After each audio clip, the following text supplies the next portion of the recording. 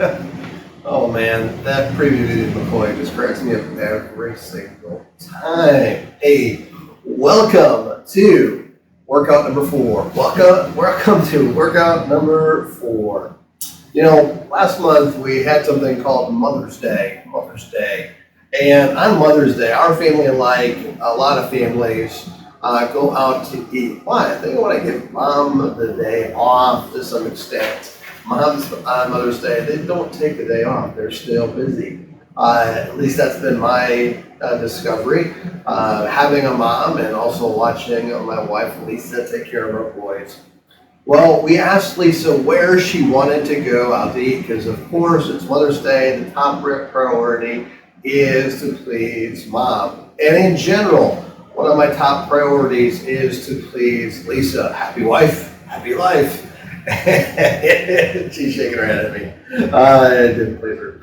And you know what, McCoy and I, we didn't have a preference where we wanted to eat. It was Mother's Day. We wanted her to choose.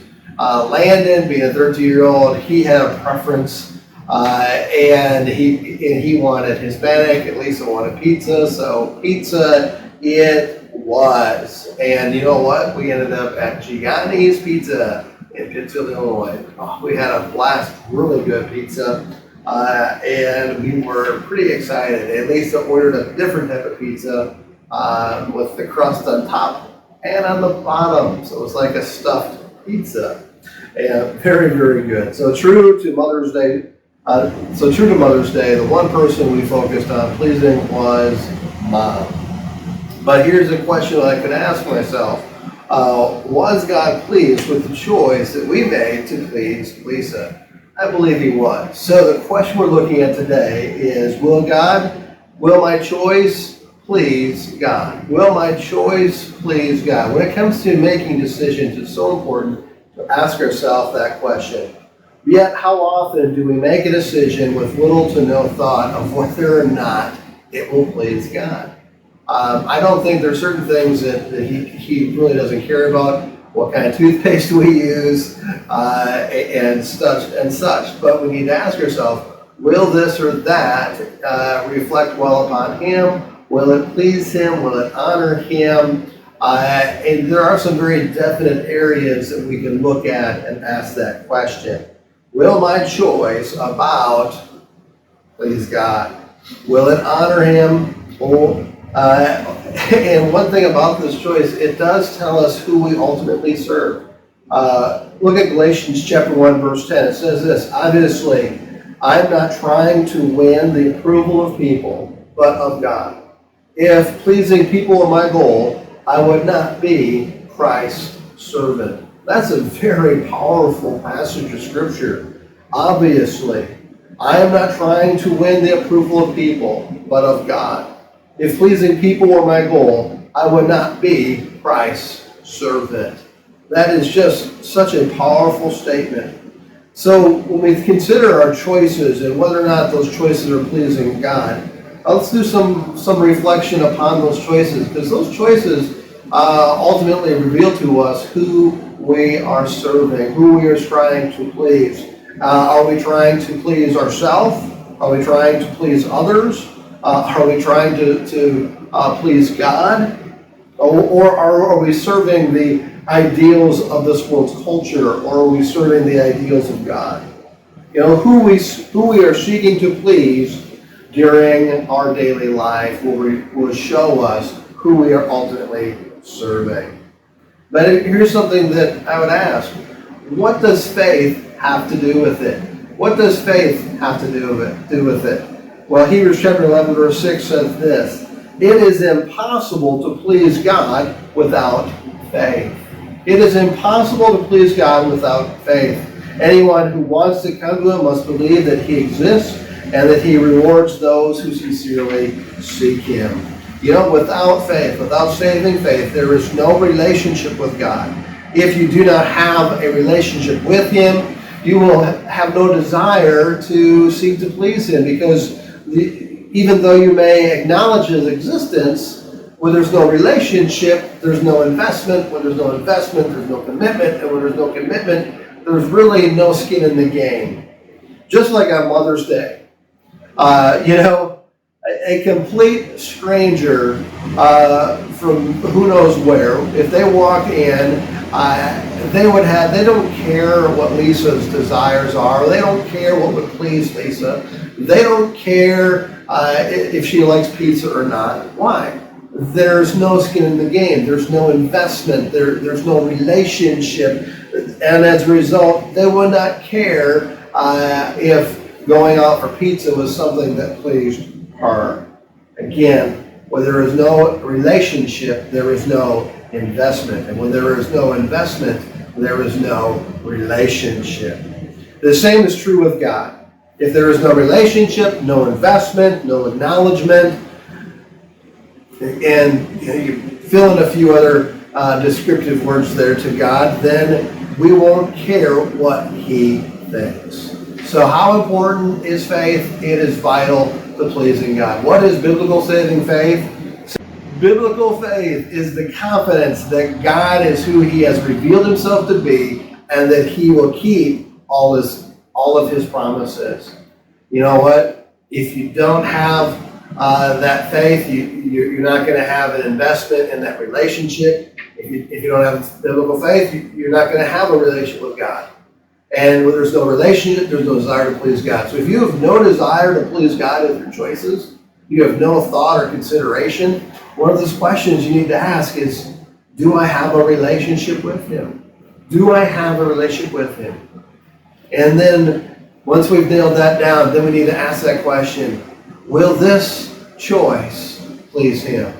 Will this choice please Him? Hey, for further study, look at Proverbs chapter 3, verses 5 through 6, Hebrews 11, the faith chapter in the Bible, and Galatians chapter 6 through 10, and Ephesians chapter 2, 1 through 10. All right, let's head on over to the workout board and see what's going on over there. All right, hey, we're at the workout board. Now, the tip we went over the last couple workouts has been hydration. Have your body weight in ounces of water. That is the baseline. You want to always seek to drink more than that. And then 8 hours of rest a day. 8 hours of rest a day is a goal. Lisa's like, yes, I got it last night. And then calories. Now, we haven't talked about those yet in this video series, but calories are important. And so there's an old computer term called GIGO, garbage in, garbage out. So one of the things we want to eat is really good, nutritious food. So you want to eat your meats, you want to eat your vegetables, you want to eat them, steam them, raw, one of those, just don't boil them. You lose all the nutritional value. You want to eat your sweet potatoes. I've been putting them on the grill lately, just turning out phenomenal. And so you want to hit good whole foods. Women need to eat a minimum of 1,000 calories a day. Men need to eat a minimum of 1,200 calories a day. Now, depending on what your goals are, whether it is to put on muscle mass, lose body fat, you need to eat accordingly. So, if you're trying to lose weight, you need to cut your calories. Men, I always encourage men to start at 1,800 calories. Ladies, go to 1,400 calories. A good place to start right there for a calorie goal. But how much protein? How much protein to eat? Well, consider your body weight. One thing I tell people, you want to eat 1 gram of protein per pound of body weight. 1 gram of protein, you're like, what? Now, so if you weigh 150 pounds, you need to eat 150 grams of protein. What? Yeah. If you weigh 200 pounds, you need to eat 200 grams of protein. What if you are 250, 300, 350 pounds? Okay, now we're getting in an area where I'm not seeking to eat that aspect because I'm carrying some excess weight at that point. And so what I would do is encourage you to get a body scan done so you know what your lean body mass is so that you can eat towards that. So let's say you weigh about 150 pounds, your lean body mass comes back at 185 pounds of lean body. So now I eat towards 185 to up to 200 grams of protein a day. So I hope that makes sense. And then I look at my fats, and then by the way, a gram of protein is 4 calories. And then I look at my fats, healthy fats, good fats that are good for you. eat healthy fats. And I'm not going to list them off the top of my head right now, but remember, that's 9 calories. 9 calories per gram of fat to get to your calorie goals. And then your carbs is the last thing. Again, eat all the green vegetables you can. More color in the food, the better. Your peppers, your onions. You eat your potatoes, eat your sweet potatoes. But remember, what's portion size? Make a fist. That's a portion for your starches, your pastas, and your potatoes, a fist size or a medium sweet potato. Go to town on that. But you can eat all the green vegetables that you want. All right, let's head into the workout. 5-minute warm-up, 5-minute cool-down. Now, one of the things that I encourage you to do is get a jump rope and incorporate a jump rope into your warm-ups, whether you have an elliptical or a cardio machine of some type. Start using a jump rope in your warm-up. It spikes the heart rate pretty fast. All right, so overhead toss is our first thing. And so we take the medicine ball here, an overhead toss, and toss. I throw it back, take it behind my head, and then I toss it. Right there. So I'm going to do 20 reps of these. 20 reps, overhead toss. Very good. Now side toss. So I'm going to do 20 reps where I'm coming like this, twisting my body. I'm going to the side here. And then I want to go the other direction as well. 20 on that side. All right. Now we're going to head to the floor and do some crunches. So I am going to crunch the medicine ball up.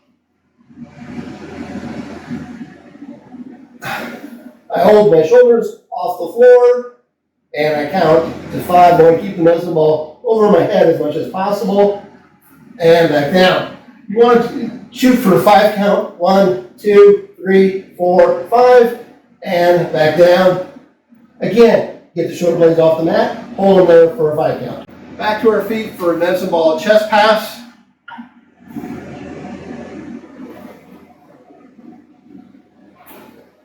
All right, now we're doing a medicine ball chest pass. Right here. I'm going to push it. I'm pushing it away from my body, pushing it.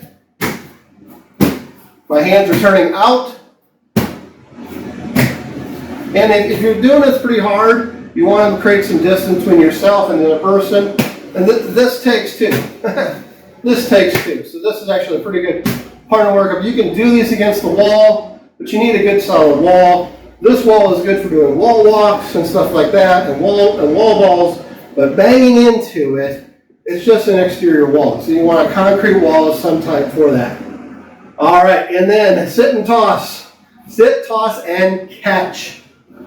All right, so we're at sit, toss, and catch. So I toss it, catch it, go down, hands over, up, down,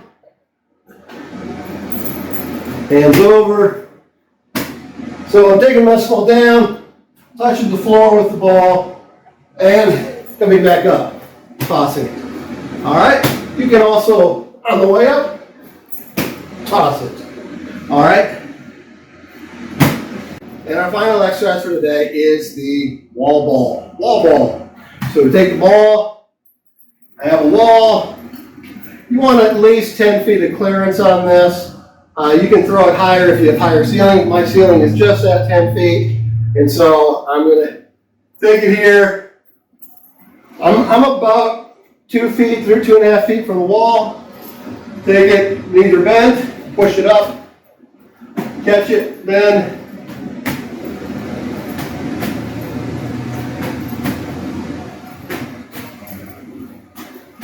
So if you notice, I catch it with my legs.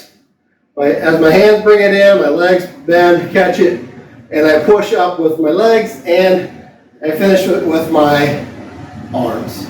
Good upper body workout and lower body combo. 20 reps there.